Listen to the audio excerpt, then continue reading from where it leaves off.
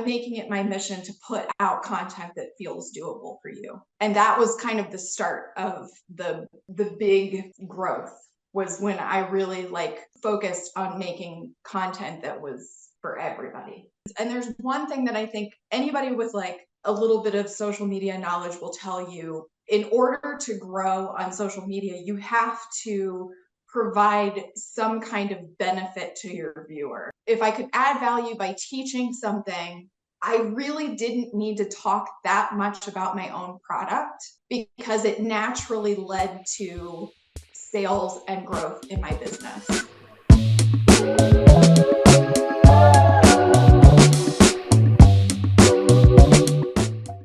Welcome to the Josie Lewis Show, where it's artist-to-artist chat about making art and selling art. I'm your host, Josie.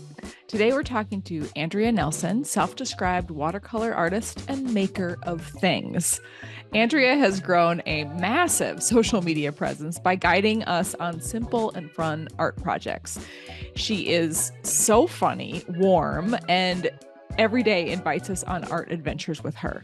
In this conversation, we talk about her growth and evolution on social media, and of course, the growth of her business, and how she has 800 ideas before breakfast. If you haven't already encountered Andrea, you are going to fall in love and meet your new art bestie. If you are on a journey of expanding your artsy social media, please check out my guide, 7 Habits of Successful Artist Instagrammers. I'm going to tell you the secrets that I've learned and witnessed in other artists as they have created an audience of millions on social media. You can download it for free at josielewis.com/habits. Meanwhile, join Andrea Nelson and I on this fun, meandering, and inspirational conversation.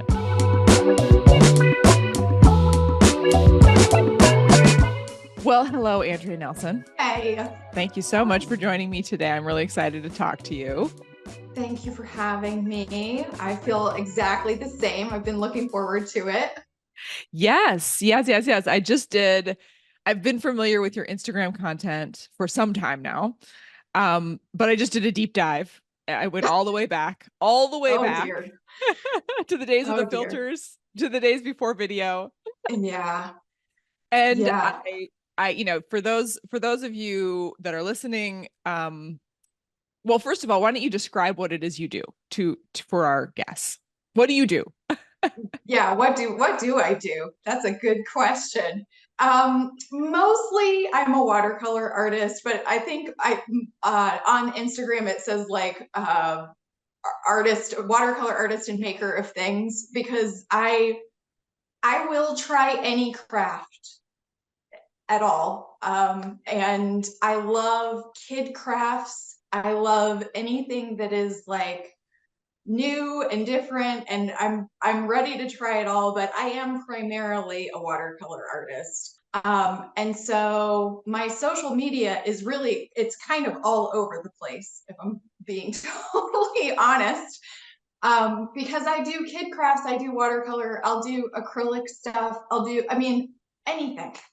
Literally any craft. So what I think is so interesting, we are presenting things that a general audience can duplicate, that they can replicate at home.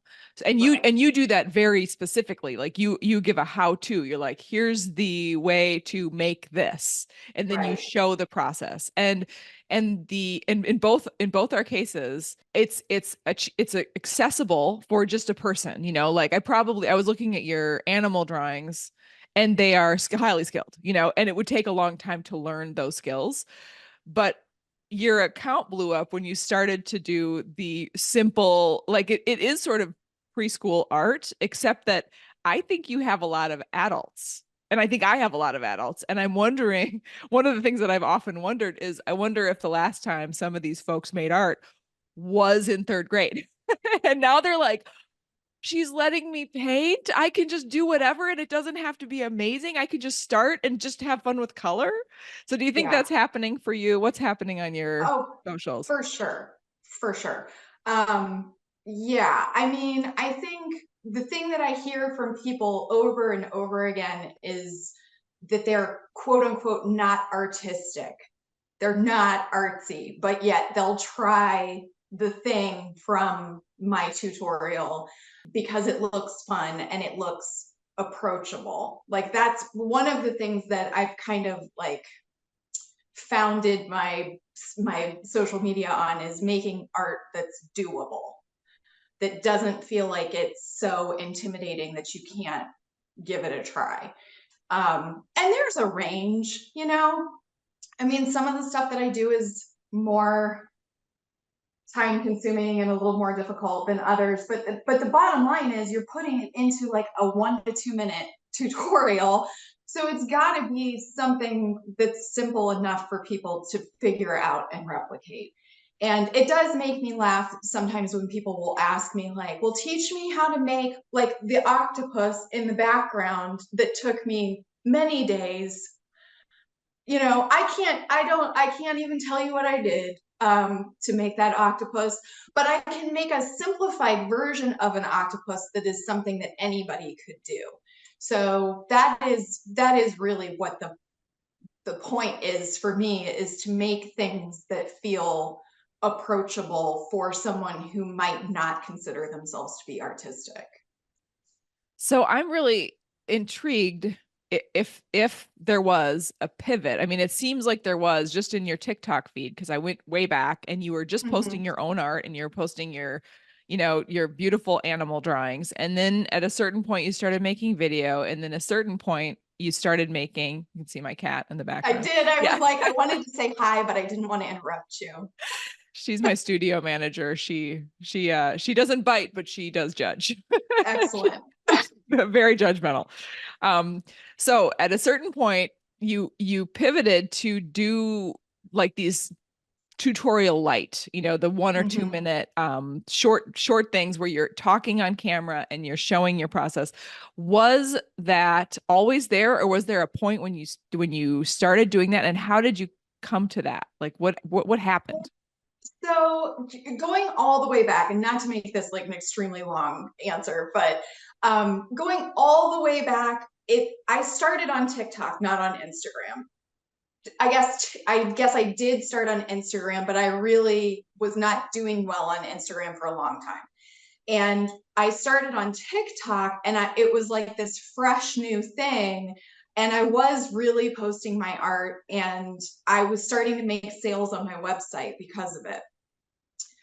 But there is something that happens with artists on social media where you can get some interest, but unless you are like really making something truly like innovative and special and different, it's really hard to grow your following.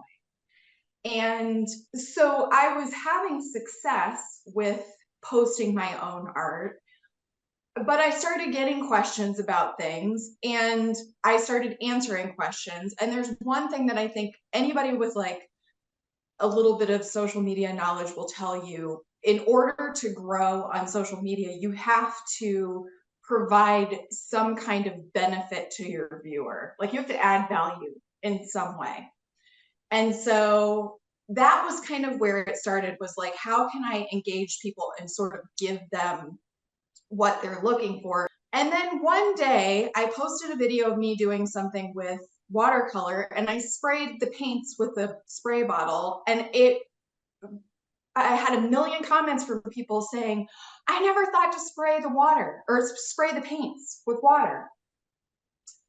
And so then I was like, okay, well, maybe I need to like really focus on scaling down to basic stuff that I know. Like I'm capable of teaching that. So and can I yeah, interrupt for 1 second here? At the time you were selling your own art, so you had some ambitions of, you know, you wanted to sell. Like some artists just make art and it's just for pleasure, but for you, you were like you were trying to create a business. And then so you did want to grow right, on TikTok, and you were intrigued by the possibility of connecting deeper with your audience. So that was something you right, wanted at that time, right? right. Yeah. Okay. Yeah, I mean the whole thing was like really based on growing my own business. But I am the kind of person where like I will hyperfixate on something in a major way. And I got that little kernel of like reward from making sales, getting views, growing the following, that was enough for me to be like, okay, this is something that I want to keep going with, and I need to approach it in a sort of systematic way, which for me was a 30-day. I was like, okay, 30 days, I'm going to post every day on TikTok for 30 days, and I'm going to see what happens. This was at the very beginning. And by the end of 30 days, I was at like 6,000 or 7,000 followers, I think, which was like amazing, because I had been on Instagram for years and years and years and had like 600 followers. So that was sort of the spark. And then once I started sort of giving like tips and tricks for things, I realized that it all sort of clicked in my brain that like, you have to teach people something. And I am a teacher, was a teacher.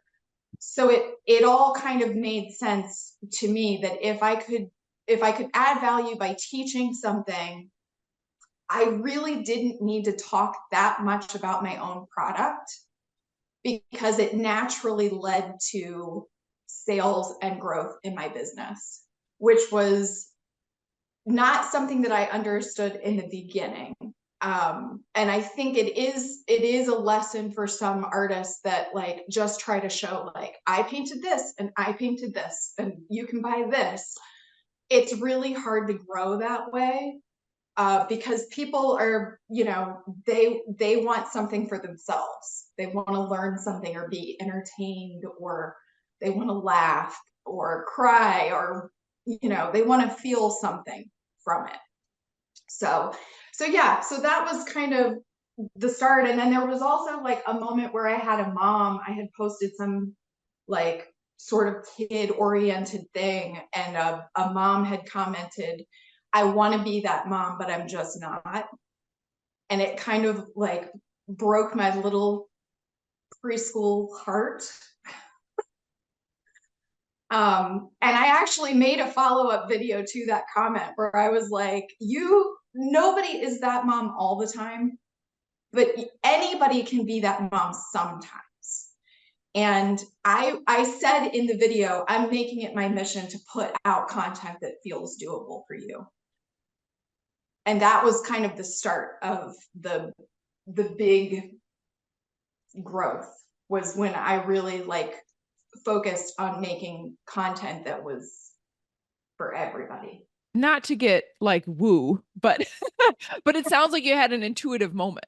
It sounds like you were like, oh, I want to help this lady. She became your avatar, but there were so Right. many more just like her. And you were like, I want to provide you concepts and ideas and techniques that could be approachable for the average person. And so, Right. and then you really, really did that. You really, really, really, really did that. Because you have, Right. I mean, probably thousands of videos now where you are showing these different projects and techniques. Yeah. At the time, it was kind of like a new direction, but I don't know that I realized like how big of a direction it would be, because my business has shifted a lot in the years that I've been on social media. It kind of went from selling my own art to, I sell a little bit of my own art, but I also have a line of products that I sell. And that's really what the business is at this point. There was a point where I said to my husband or I guess it was probably like a year and a half ago, where I was like, this is starting to feel like two different businesses. It's starting to feel like there is the name of my business is A Dreamer a Day Art, which is the hardest thing. It's the worst name. It's a great name because it has meaning for me, but it's hard for people to remember. It's tricky. Yep. So there's that, which is my art. And then there's this whole like Andrea Nelson art thing that I have made on social media that is the education and products. And it does kind of feel like two separate things to me. And I've just sort of shifted more to the teaching education, product side. So I'm very interested in how you do like 50/50. Well, I have a coach, and I was listening to him talk the other day, and he said the best asset you have is your personal brand. So Right. he was responding to somebody's question who had a name of their business kind of like you, and Mm-hmm. also their own name. And he said his advice was like, use your own name, create a personal brand with your own name, Andrea Nelson, Josie Lewis, and then you can do anything with it. When you start Right. to develop the relationships with people, you don't need to have two separate businesses. You can pivot, and like, hey, and now I'm going to promote this thing. And you are one of the things that's brilliant about what you do on social is you bring your face, you're funny, you're kind, you're like fun to watch, and you're so light, and it's your personality is You're so so nice. approachable. Well, it really, I mean, there's comedy. It's like, and do you do your own editing? How do you do that? How do you do the Oh technical? yeah. I'm a one-man band, man. This is it. And that's what people, I've had people like message and be like, "Can you ask Andrea?" And I'm like, "Girl, it is me. I am here. I am I am the custodial staff. I am the shipping department. Like I all of it." So yeah, the editing, the video, the shooting the videos, the editing the videos, the sharing, all of that. You Yes. do I all don't of it. have an employee. Yes. So it Wow. is, Wow. yeah. So Yeah. you're vending your own supplies? Like you have Yeah. a back room full of watercolor supplies, and when the orders come I mean, in, it's a guest room in my house.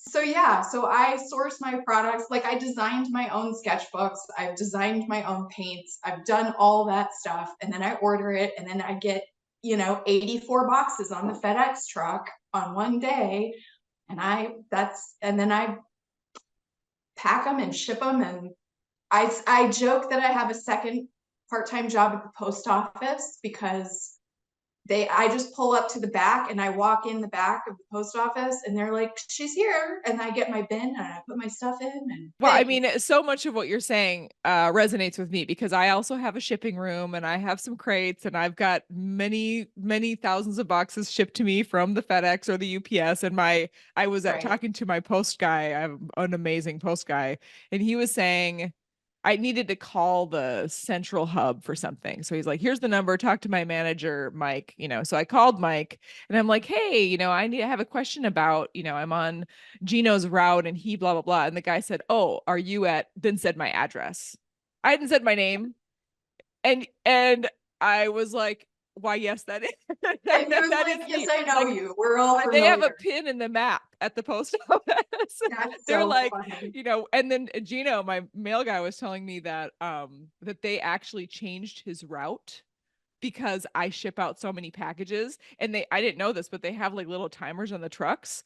So if the mail carrier suddenly spends 20 minutes at an address, either they're taking a smoke break or something, or there's a bunch of packages. And so Right. because they spend so much time picking up packages from me, they changed the route. So now everybody, apparently all the carriers are like, we really wish we were on that street, that street was on our That's route, so because funny.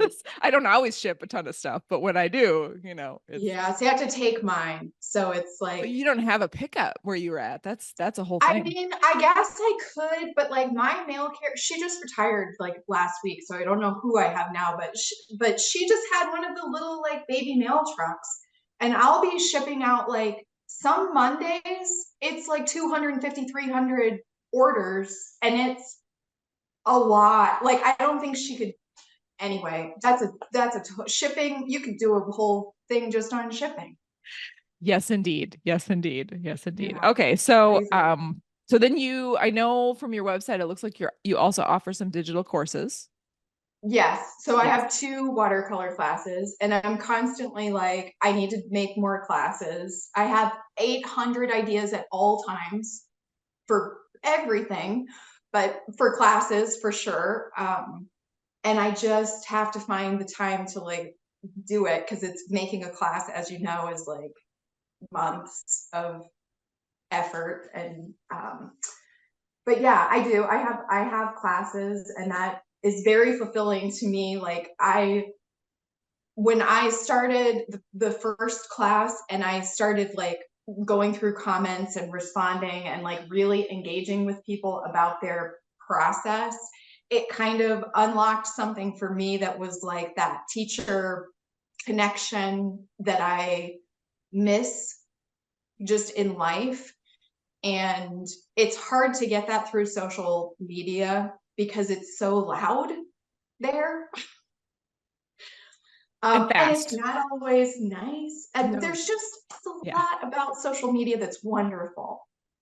But the connection that I've made through the class was something that was different. And then that actually led me to start a Patreon last year because I was like, okay, I love this, what's going on in the comments in the class. I think I can like kind of replicate this on an even like more close knit scale by starting a Patreon where I can really like engage with people over a span of time. So now I have a Patreon page too. Do you do Patreon? No, but I have a membership. So I bypassed Patreon. I did a lot of research and Uh-huh. I decided the fees and some other things, were not a fit for me. But I know a lot of people that use it and it works great, So So I you think, host your membership on your own yeah, site? yeah, yeah. That's awesome. That Yeah. that could be a whole nother conversation. Yeah.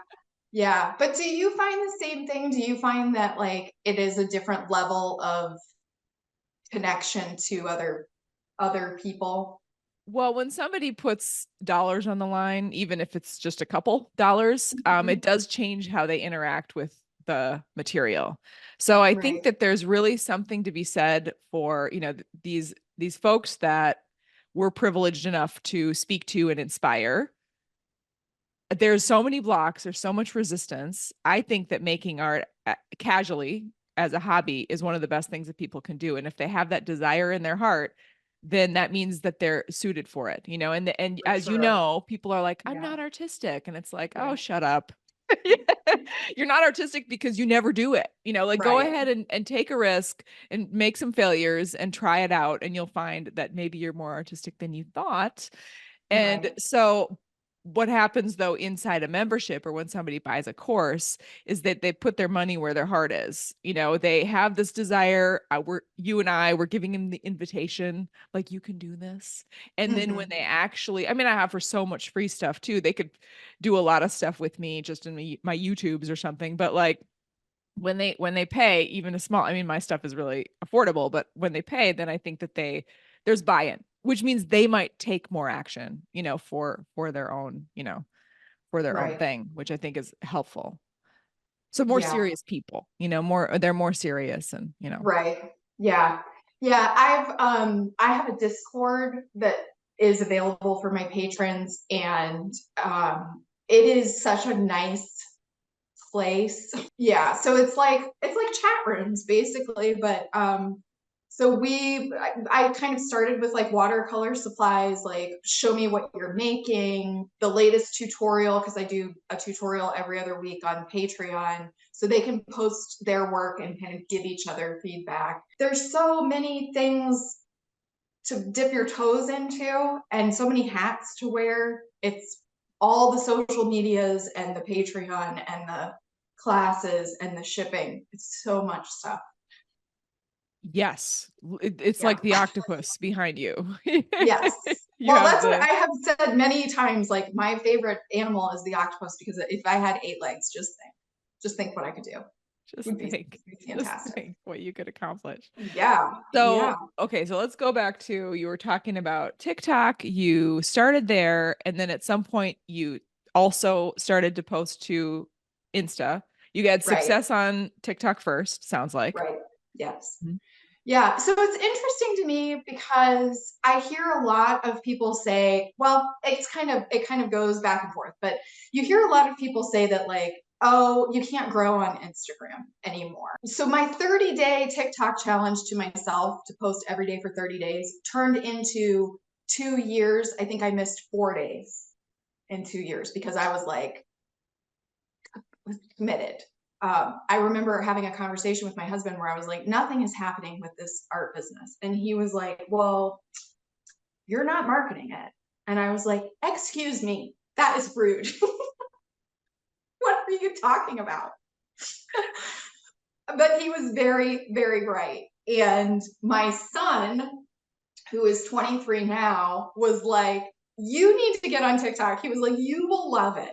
He said, first of all, there's like baby goats in jammies and cats and like cute stuff.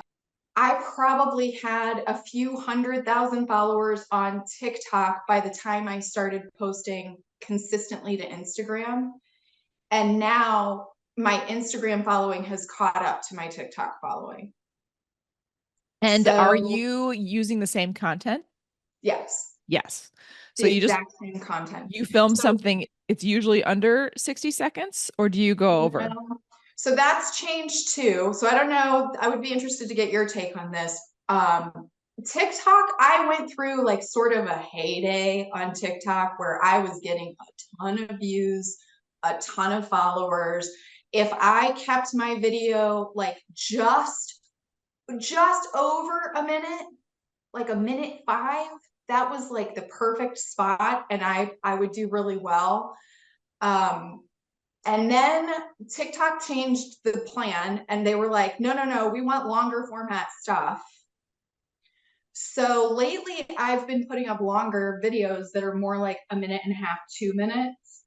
And when I post those to Instagram, I don't notice any difference. Like I get the same views if it's a minute or if it's 2 minutes on Instagram. And one of the things that I have noticed is that I think that as creators that are diligently making the content that we're making, like you were saying, it warms my heart to hear how many years you were creating content and how Yeah. dedicated, like the daily, and you gave yourself the 30-day challenge. Because sometimes I talk to artists that say, well, I've been posting and nothing's happening. And I look at their page and the last post was 2.5 months ago and it was their Yeah. cat, you know? It's like, Right. well, I don't know that I would consider that posting. You know, Right. you have to kind of pick a lane and then actually do it very regularly. So that's kind of a requirement for this adventure on social media. But one of the things that I have realized for myself, because I have several channels on several different platforms, you train your audience. And so they get to know what it is that you make. And it's very hard to pivot. Even going from on one of my channels called The Josie Show, I do 60-second talking head videos where I talk about like art business and stuff. Yeah. And when I try to post a carousel, which does really great for other people, or a still image, it totally flops, like nothing happens. But my talking head videos do really well. But other accounts is the complete opposite. So I think it's just like I've dialed it in to find the people that want what I have. And I think that's the same thing is happening to you. The people that you've attracted, they want a minute and a half or 2 minutes. And that's the sweet spot for them. So then pivoting away from that, I think this is my theory, all theory, but Right. the theory, that's my theory. I have not posted a still in probably 2 years on Instagram. It is an endless struggle to like try to figure it out. And I have honestly kind of just given up where I'm like, there's enough people. It's enough. I am not fixated on trying to grow at this point. Like my main focus is, am I providing content that is worthwhile for the people that are here? And that's really what I think about is like what is going to add the most value for the viewer? What is going to encourage more people to make the thing, whatever the thing is? Because like you said, I do think making art, I mean, in my soul, I know it is like the most beneficial thing that I do for my mental health.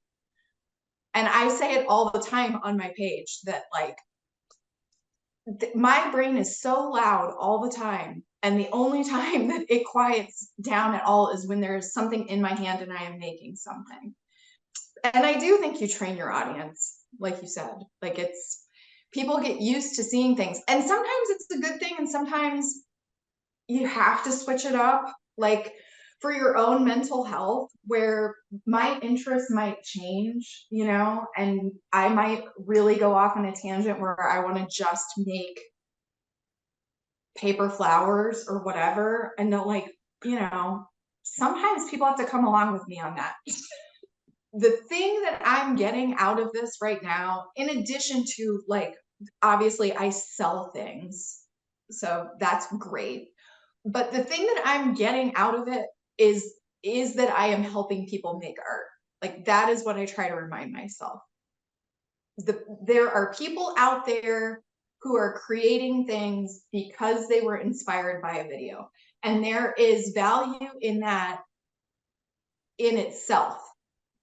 So, maybe I'm not making as much of the bigger art that I would be making otherwise, but what I'm doing, even though it's silly, fun, goofy videos, there is value there for people. It is pretty great. It's wild to think about. My husband and I talk about it all the time because we've been married almost 26 years. And he worked in corporate America for 19 of our years. And I was a teacher for a long time and a stay-at-home mom before that. And we're like, what weird universe have we entered? Where he is the candy store guy and I am the internet art person. What? Something happened. There was a major shift, but we're both just so grateful that this is the way things have ended up. And if it wasn't for the candy business, I wouldn't have left teaching and I wouldn't have ended up here. It's all a trip. Well, it's also, there's a couple of, you've been married for 26 years. You have a 23-year-old. You're not 23 yourself. You could be in your 20s just from looking at you, but you're not. No. And so I think both of us were probably around the same age, mid 40s, let's just say. I'm 48. You're 48. So. I'm 47. So we're right. 76 or 75? 75. 75. I'm 76. So it is interesting in this internet world that's kind of a young person's game that here we are. We're dinosaurs. Yeah, for sure. We're dinosaurs, but somehow we found our way and we're, doing our thing. And I love, one of the things I love about you is you do look great. So it's not all about that, but you bring your face. You're not 23 and you're like, here I am. And you're not throwing crazy filters on it. You're just like, this is me and this is who I am. And you're not trying to cover up your age. And no, no, definitely not. I did say to Wes is my 23-year-old who was the one that was like, you should get on TikTok.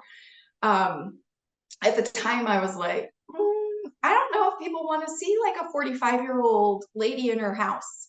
But I do think, my husband and I both, we have talked about this a lot, that you have to just take those opportunities when they come. And you can't be scared of what might happen because it might be great. And if we hadn't sort of taken some risks, we definitely would not be doing what we're doing today. I could literally talk to you all day. and now I feel like we're BFFs, so we definitely are going to have to chat more. But can you tell our listeners who maybe haven't met you yet where they can find you? So I'm on, TikTok, Instagram, YouTube. It's andrea.nelson.art. Well, thank you so much for being with me today. It was just such a fun conversation. Loved it. Yeah, thank you so much for having me.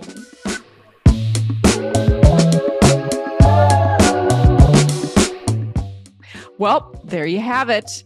Andrea Nelson obviously has some straight magic, and I hope you go and follow her. Thanks a lot for spending this time with us, and I'll see you in the next episode.